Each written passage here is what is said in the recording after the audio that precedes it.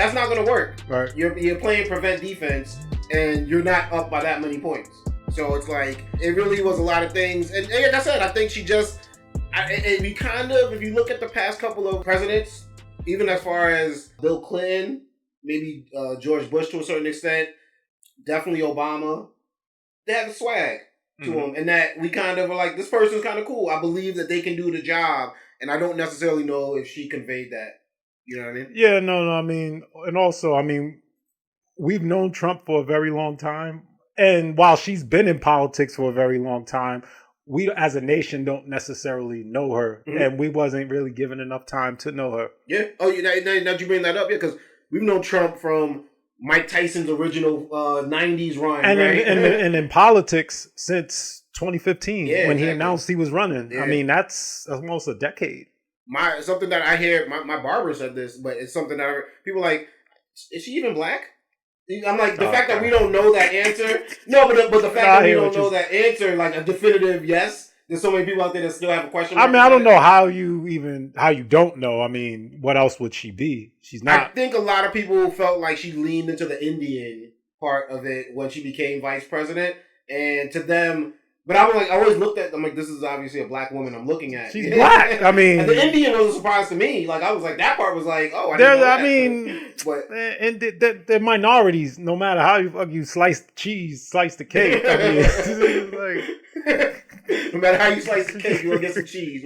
But let me show you the video about how brothers felt about Kamala Harris, and then we'll talk about it. It's like Kamala ain't like take no stance on nothing. Like she wasn't clear. Like she wasn't standing on nothing. Trump was at least standing on stuff. Like he had clear. He told you what he was gonna do, what he wanted. She was like flip flop. Like she wasn't standing. She wasn't standing on nothing. Like society getting soft. Like everything's so soft, sensitive, filtered, and all that. And then you got Trump. He gonna say what he want, like regardless. He don't really got no filter. He gonna say what he want. As far as the right, there are a lot of young men who see themselves in the examples that they're seeing on the right. They see principled people, whether they come from the same religious or social background as they do. They see people who are about their family. On the left, you see this notion that a family can look like anything other than a man and a woman. And there are a lot of young men who don't believe in that. They don't agree with that. We're not meeting the needs of average, everyday working citizens. People are telling you groceries are too high. People are telling you that rent prices are out of control. I don't necessarily agree with everything that they were saying, but something that I think that I'm finding in my own life is I raised a daughter, right? I would like to see America have a shift back towards conservatism in the sense of like, not too far, because you go back too far in our history, it ain't great. But I'm just saying, like, back where like you're not walking with my daughter in the supermarket, right? Mm-hmm. And then we got to pass a magazine cover with Kylie Jenner in her underwear, and it's like, why does Kylie Jenner have to be in her underwear to be on a magazine cover? You know what I'm saying? Or like, when it's just like this over sexualization. I feel like in this country, especially with females. You don't think it's always been like that, though? In terms of specifically females? I think it existed, but it wasn't front and center as it is now. Now it's on ABC, Fox, NBC. Before, you'd have to go to, like, the cable channels. Okay. To see a little, like, something crazy like that. I'm with you. I got you. It's now it's on your phone. It's every post. You know what I'm saying? It's everywhere. There's times when I'm in the car with my daughter, and I got to switch the radio station, like, 3 times. Before I could play a song that's comfortable listening with her in the car. And I'm like, what are we doing as this? Everything is sexually suggestive in some way, shape, or form. And I think America could use a shift where maybe that's like not front and center in front of everyone's faces, so to speak. Another thing they brought up, I don't think you care about it either. Like, transgender don't bother me. Don't affect my daily life until maybe someone in my family will tell me that they want it to be. But so I think, as they call it, coastal elites, people who live in New York, people who live in California, Florida, in certain parts, we're open to it because we don't think it's that big of a deal and don't affect us. But I don't think Democrats got to stand behind it in the fact that, like, to the extent that they did. and make it, because I don't think it's that big of a They went hard. of a voting base that's going to hold you down. You know what I mean? If you don't, and I'm not saying you got to turn your back on them, Right. but it's also, you could have been like, you could have used the same marketing that you know what I'm saying? Like in a type of way, like I don't know. I feel like you once again, I don't have a problem with anybody. I don't even want to, like, Donald Trump wants to take it back to these.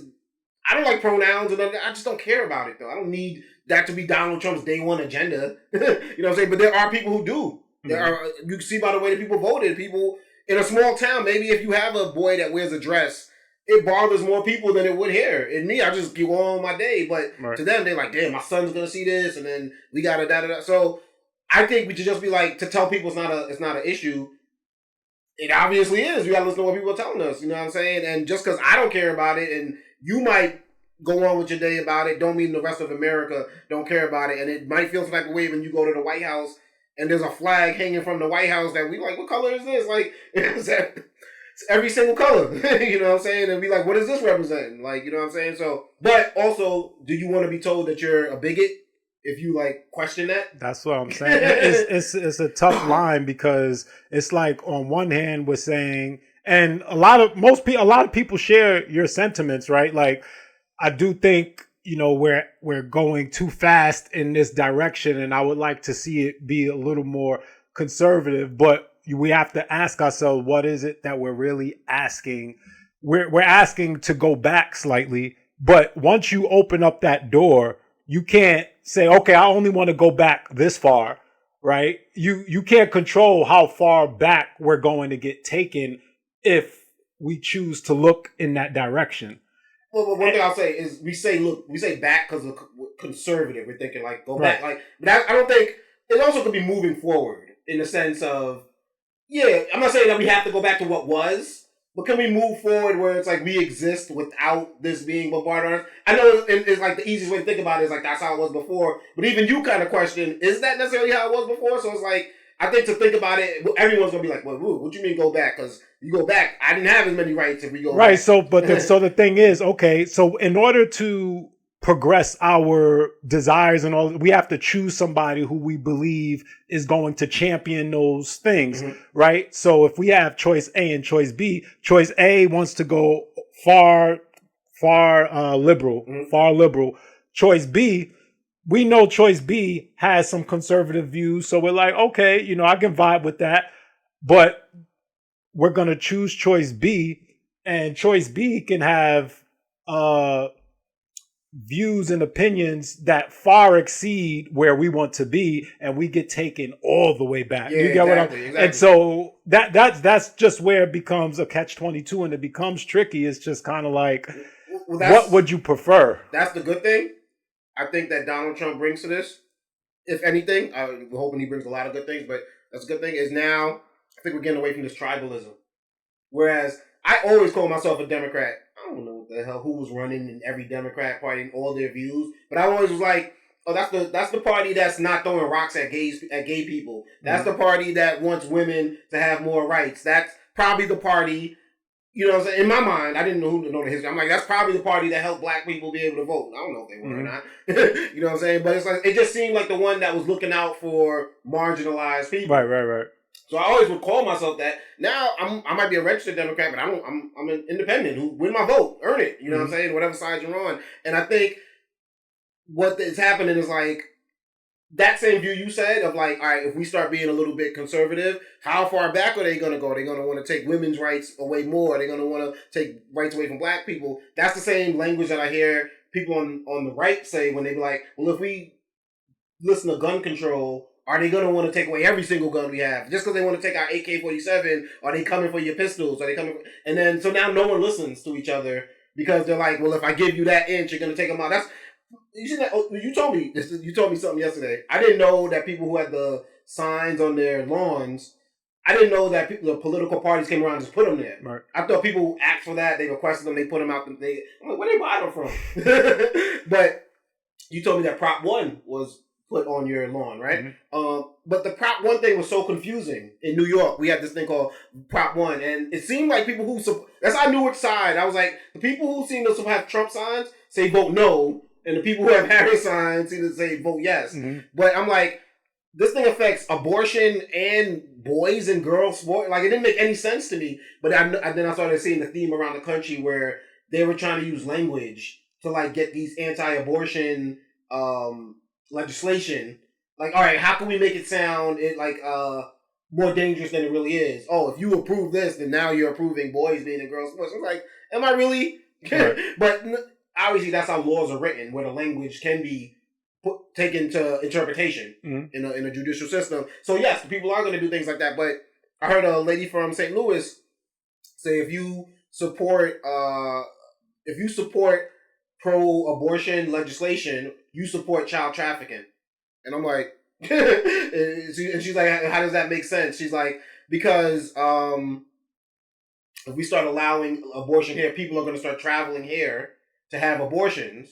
And now because they consider a baby already a child. Yep. So they saying that a pregnant woman is now trafficking a child across state lines to go have an. And I'm like, that's not now you're taking advantage of dumb people. You know what I'm saying? Who aren't going to do the research, which a lot of people are doing politically. You know what I'm saying? So it's just like that type of stuff where it becomes like, I can like my guns. I also don't want women to not be able to have pro-choice. You know what I'm saying? Like, I think a lot of people are now falling in the middle, and I was like.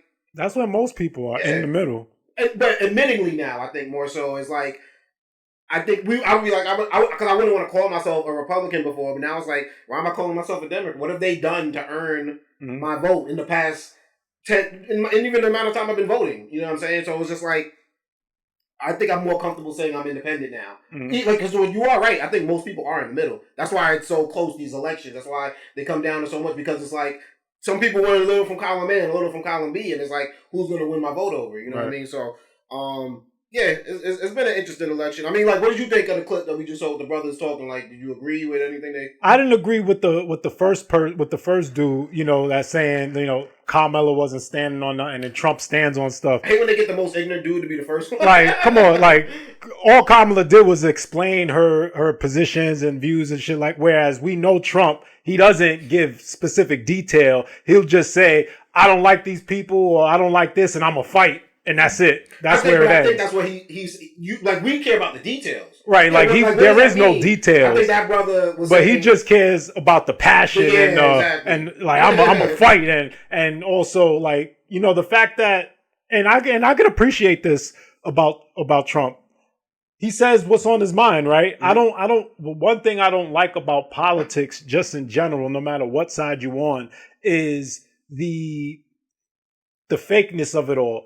Like, be yourself. You should be able to be yourself. The person I'm voting for, I want them, when I vote for them, me say, okay, I know who this person is. Not putting on the show for politics. Got you. Whereas when I look at Trump, I know what I'm getting. Right? I don't question, oh, is this a ploy or is this a, you know, I believe Trump at face value, things that come out of his mouth. Whereas the average politician, you can't. Tim Walz, not so much. Like, you like, right, what's up with his brother?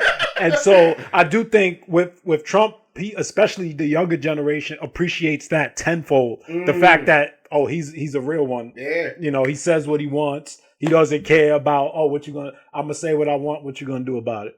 Right? I could appreciate that. You know what? And it speaks to something. Trump went into uncomfortable rooms, stood in front of the NAJB, the black journalist, maybe NABJ, I probably said that wrong. He went on a 3-hour podcast with Joe Rogan. It's not easy to podcast for 3 hours, you know what I'm saying? When somebody might be hitting you with questions that you're not prepared for. You can't prepare for a 3-hour interview, you know what I'm saying? But whereas Kamala's like, she's like, no, Joe Rogan, meet me here. I'll give you an hour, you know what I'm saying? People are going to appreciate someone's going to sit down for 3 hours and make some jokes, and then, because you're going to break down a wall in 3 hours. Right. But you want it on your terms, because what are you keeping that wall up for? That's what people are looking at it as. What are you afraid is going to come down? You know what I'm saying? And people appreciate showing up on an Andrew Schultz podcast. People appreciate you showing up on a streamer like Aiden Ross, because it's real to them. And they don't look at those people I just named the same way we look at Oprah, or the same way we look at the host of 60 Minutes, because we don't have a connection with those. Maybe Oprah a little more because of as long as she's been out, but it's still like she's Oprah, the billionaire behind a certain wall. I seen the clip last week, and I might have sent it to you guys in the chat. Steve Harvey was explaining a conversation he had with Denzel, and Denzel said, "Hey, Steve, you know, we walked in a room, and I just want you to watch how people treat me versus how people treat you." Okay. When I walk in, you know, it's like I'm this. First of all, the difference between Steve and Denzel. Denzel's a movie star. Steve is a TV star. Okay. Right? People look at Denzel and it's like, oh my, they revere Denzel. It's like, oh, that's Denzel. Mm-hmm. Steve Harvey walks in the room. Hey, Steve, my dude. Ha, like that. Because we see Steve on TV every day. Like we hear Steve on the radio all the time. Like he's a part. He's in our living rooms, on our couch. Whereas Denzel is different. We go and pay, watch a movie, and he just seen someone that's untouchable. Whereas Steve seems more real. Even though we ain't meet neither one of them. No, we feel a connection towards one more than the other. Steve mentions his wife. You be like, oh yeah, I heard him say his wife on the radio show before. He's talking about his wife. You see Denzel for a 2-hour movie. I don't know what his wife's name is. I don't know if she, you know what I'm saying? So it's like, you got. We appreciate those who we feel we could connect with more. Yeah, no, and that's what I think podcasting is going to play a big part in every election moving forward now. Not only that, just the biggest thing, be yourself. Yeah, like authenticity. Trump in he changed the landscape of politics. Like because people are now politicians. We don't want somebody who that's not who you are. Mm-hmm. We want somebody who we can believe this is who you are. Yeah. Like, and so no, but what I was saying was I feel like podcasts will play a big part in the next presidential election because now it's part of the landscape and it's going to cause people to be more authentic because you can't do a long form thing without a wall getting broken down, and we're going to see something you might not want us to see. So get it all out, get comfortable with it because you're going to try to control it. We're not going to believe you now. It's going to be like that wall was always up in between us. We never really got to know you, so.